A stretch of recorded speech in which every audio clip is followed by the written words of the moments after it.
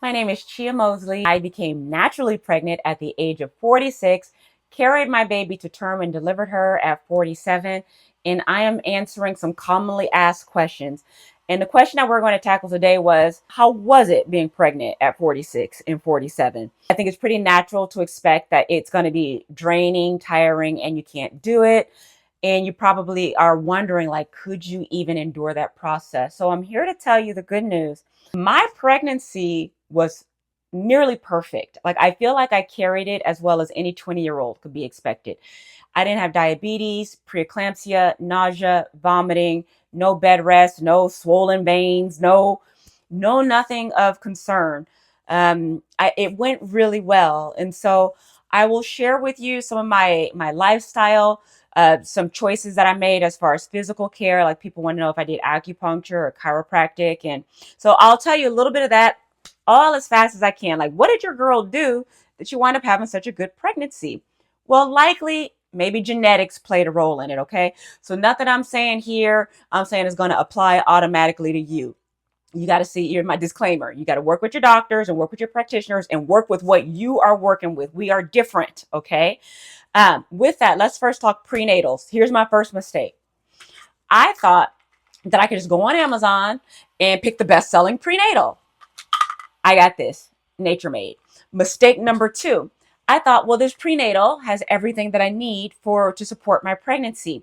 And if you follow me at all, y'all know I like my supplements. Like, I am really into taking supplements because unfortunately our soils are not rich. Our foods are just not as nutrient dense as they used to be. And I feel it when I don't take my supplements. Okay. So I added this to my routine and I stopped taking all of my other supplements, and I nearly crashed and burned. I was so tired when I made that mistake. Now, first of all, I think that this prenatal is actually pretty cheese ball. It's got soybean oil in it. It's got cyanocobalamin and not it's folic acid as opposed to like methylated folate, and just, y'all, there are better prenatals by a long shot. In fact, since sharing my journey, I've gotten more educated about the thing. And this brand, Needed, has a very comprehensive prenatal. And one of the things that caught my attention about it, um, now let me rewind, because I was reading this book, Let's Have Healthy Children. And this book was written by a nutritionist back in the 50s. She got attacked so hard, this book is not even in publication anymore. But she talked about vitamin E and the role of vitamin E in conception and in sustaining your pregnancy. One of the things that I really liked about this when I saw it was the fact that it's got available forms of vitamin E. It's got mixed tocopherols in it. The B vitamins are all methylated. This is just a very comprehensive prenatal vitamin. I like it a lot. Now, back to the vitamin E. In this book, this doctor talks about how she recommends that both the man and the female both begin taking vitamin E months prior to pregnancy. Why? According to her research, the vitamin E helps with cell division.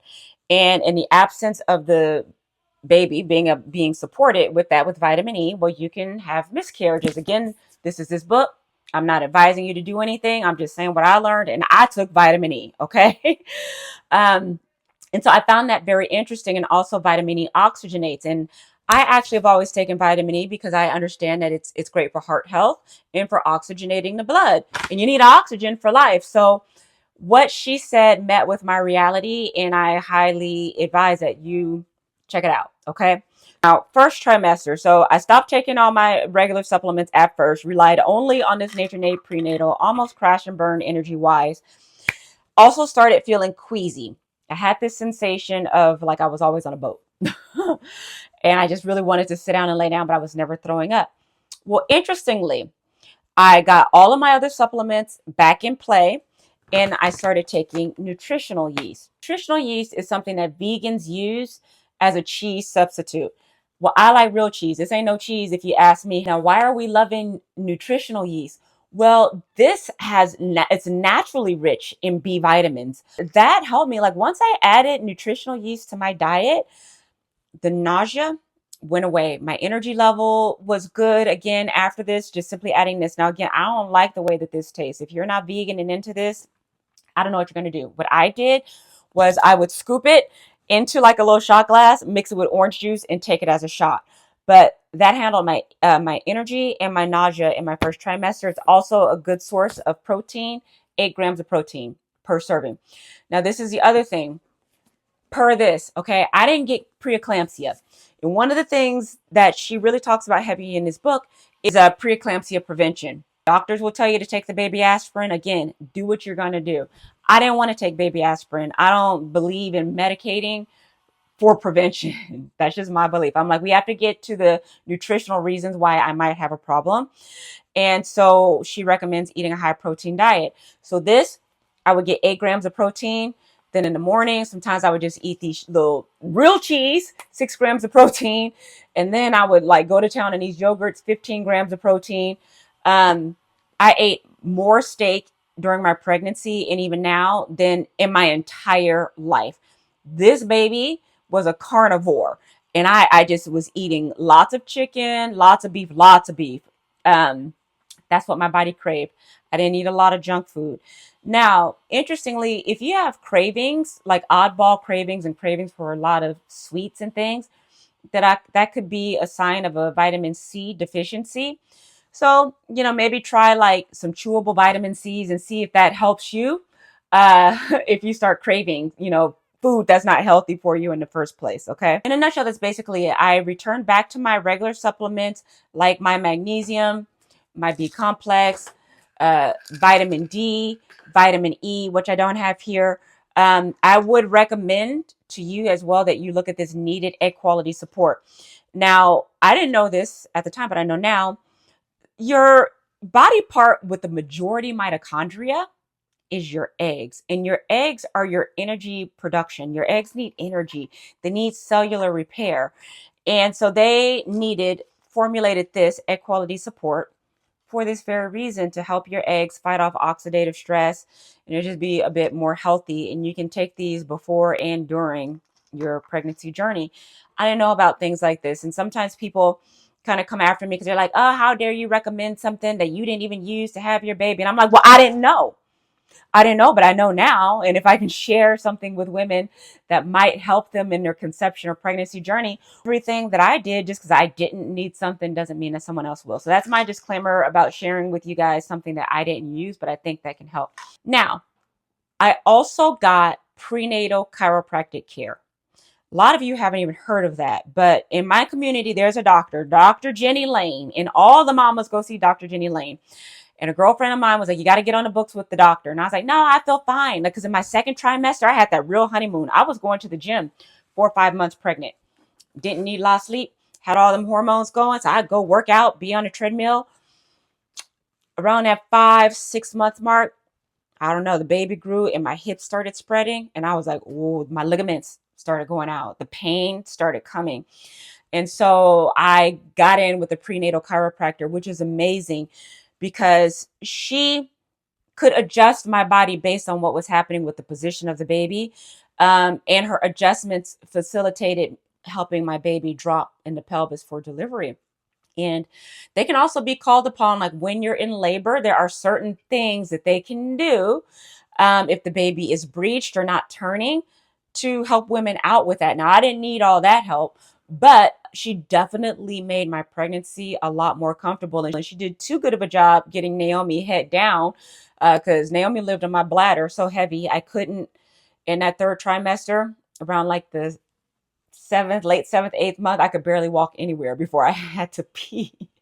So that was pretty rough, but I definitely recommend looking for a prenatal chiropractor. And in fact, she also adjusts Naomi. So after Naomi was born, she was about 3 or 4 days old when out the blue, she stopped latching on my boob, like she stopped breastfeeding. And I had already been informed that she was a little underweight. So imagine my fright. So I took her to the prenatal chiropractor and they did some adjustments to her skull and mouth. And she went back on the boob, because sometimes they'll tell you like, oh, you need to clip your baby's tongue tie. So I mention all of this because you should have a prenatal chiropractor on your team who can care for you and your baby. Just so much rapid change. There's so much rapid feminine change for your body. And another thing I will also tell you for C-section moms like me, I'll tell another story later about my actual labor and delivery. My intention was to have a natural labor. Things didn't go well. I'll tell that story later.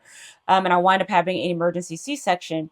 And that was what caused Naomi apparently to stop latching when breastfeeding, because your baby's meant to go through the canal, get the little cone-shaped head. Like that's what nature intended. And then over time, the head does what it's supposed to do. It reforms. But you get these C-section babies with these perfectly beautiful round heads, but that is not how nature intended. And so something went a little bit off, and she just couldn't latch on the boobie anymore. But they did some adjustments in her mouth and to her skull, and like that. So that's a really big piece of care I can advise. I did not do acupuncture, but I have done acupuncture in the past for other pains like neck pain and back pains. And I am a big believer in Eastern medicine, acupuncture, and cupping. For insomnia, I have degenerative disc in my neck. Um, this is off topic, but just sharing because I really believe in it. The acupuncturist was the only one who talked to me about actually healing my neck. And she took me from thinking that I had brain cancer, the pain was so bad and radiating up my head, to functioning like totally normal, the acupuncturist. So if you want to have one of those on your team as far as a preconception, during pregnancy, by all means. So anyway, I know I got a little bit all over the place in this, but hey, there's the answer to your questions, I hope. Please, by all means, comment here if there's other things that you want to know about my journey, and keep up with this Q&A series. Like I've answered all kinds of things about my period, my perimenopause symptoms, my dating life, getting pregnant through grief, because I conceived Naomi 6 weeks after my father passed away, like literally the most stressful time of my life. I still got pregnant. So I talk about all these things. I also have a private pregnancy over 40 community where I just give support and resources to women no matter where they are in their journey, whether you're still single and thinking, hey, I might do this by myself, or you're over 40 and you're looking for the right man, married partner, whatever. But it's just this kind of over 40, what am I doing with my married and fertility journey life? I got you. It's a safe place. Lots of resources from physicians, lots of interviews, lots of content, and also lots of care. So I've linked that below as well. I like to consider myself the Oprah of fertility. Truly, I love being a mom so much. I want a baby for you, and a baby for you, mama. I really, really do.